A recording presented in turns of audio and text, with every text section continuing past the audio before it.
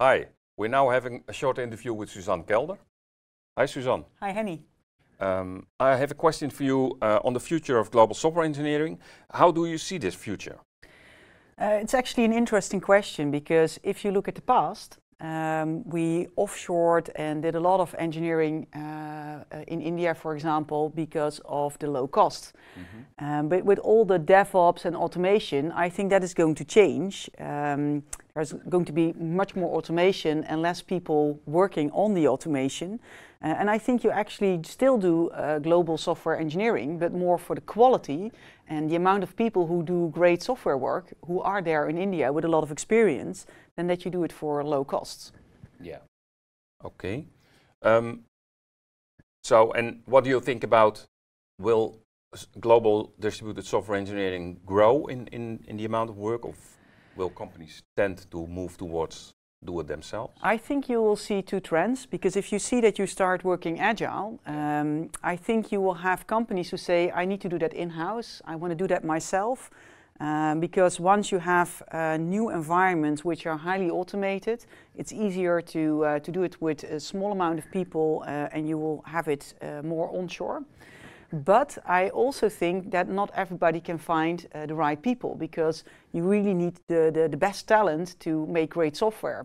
So I do see smaller but more highly skilled offshoring, where people actually buy those kind of services still from offshore. But I think that is going to change.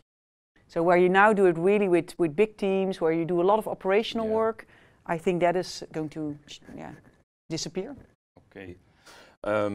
Well, and I know that you did a lot of things with people working abroad and with distributed teams. So, just curious, what is your biggest mistake in working over distance with people? It's actually a very stupid one, which is also hard to tell because I work at a telecommunication company.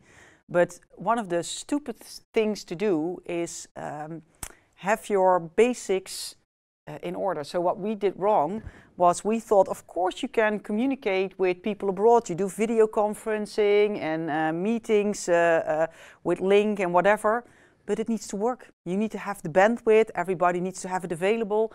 And we tended not to check if that was the case. So then you have a very stupid facility which is not working. And it's one of the most stupid things which happened to me. Okay. I'm still a bit ashamed that that actually happened. So even working with the telco is not an insurance that everything goes right. You need to think about the stupid basics. Yeah. Can people log in? Do they really have the bandwidth you need? Can you actually do the video conferencing? Because we know the possibility is there. We actually expect it to work. And you really have to check if it works. Yeah. Well, okay. And then last question. For people that start to work with global software engineering, what would you think would be the most important personal recommendation for them? Let's make it on two levels. Yeah. If you're a decision maker and you are considering whether or not to start outsourcing and offshoring, I would really recommend what is the step beyond this step. So what is the future you envision? So let's say you now have a certain landscape with certain work and you want to offshore that. Do you want to offshore that so it gets automated and then you want to pull it back? Or what do you want to do next? And I think that is important to take into account and to have a bit of a longer term vision on where is my IT landscape developing towards and what kind of requirements do I have on how it's worked on before you get started. Because then you really know which kind of company do I need, how am I going to do that, and you can also I think make better agreements on it. The other thing is if you do it, and that's also on an operational level, I think if you just as a person start with working globally, embrace it.